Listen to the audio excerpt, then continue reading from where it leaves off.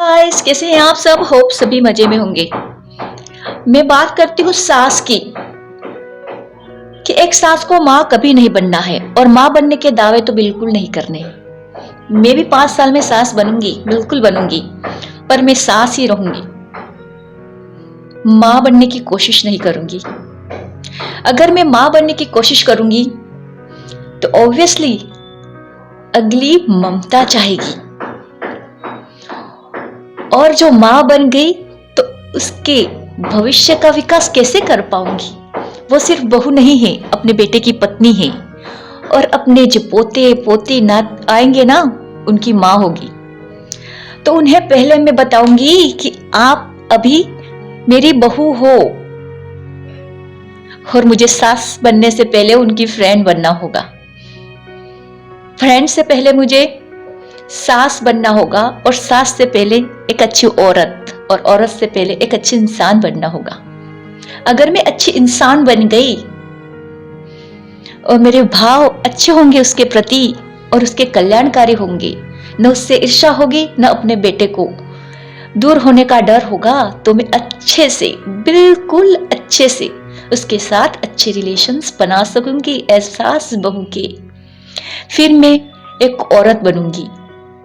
औरत बनने के चलते ही मैं उसके दुख जो मैंने भोगे हैं, वही दुख, वही परेशानियां, वही तकलीफें मैं खुद में फील करूंगी कि एक समय मेरा था जब मैं बहू थी, तो मैंने क्या इच्छा रखी थी अपनी सास से, अपने ससुराल के सभी लोगों से, बस उसी तरह मैं सोच के उसके साथ व्यवहार करूंगी।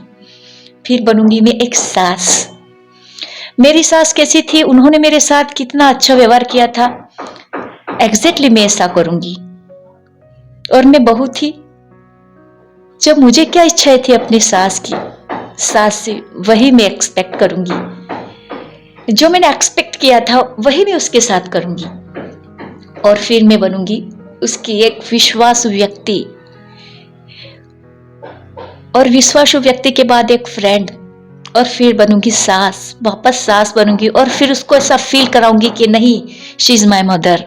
उसकी ऐसा नेचर है, उसका ऐसा स्वभाव है कि मुझे उसकी बेटी जैसा लगता है। तो फिर लास्ट में वो हमें अपनी बेटी समझ ही लेगी, ऐसा समझ के वो हमें अपना माँ समझ लेगी। तो क्या बता रही हूं मैं, सास को कभी माँ बनना नहीं चाहिए एकदम से।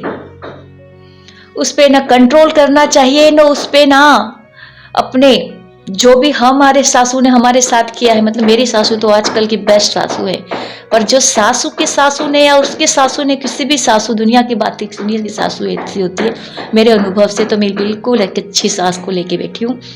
तो गाइस, ना उस पर कंट्रोल करो, और अपनी बेटी के सामने कभी ना, उसके सामने अपनी बेटी के साथ ऐसा व्यवहार न करो कि वो बहू है, और बहू के सामने अपनी बेटी को ज्यादा प्यार न करो। बस दो औरतें हमारे सामने, दो लड़कियां हैं, दो बेटियां हैं, वो भी किसी की बेटी है, वो भी हमारी बेटी है, बस ऐसा ही व्यवहार करो। न दोनों के साथ पक्षपात करो, न बहू के सामने बेटी की बड़ी बात करो, न बेटी के सामने बहू की बड़ी बात करो। ऐसे ही अगर आप बैलेंस बना के रहोगे तो आप एक लेजेंड, एक अच्छी सास बन के बताओगी।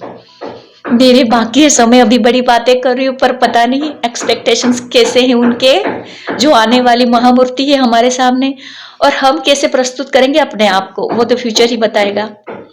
तो थैंक यू।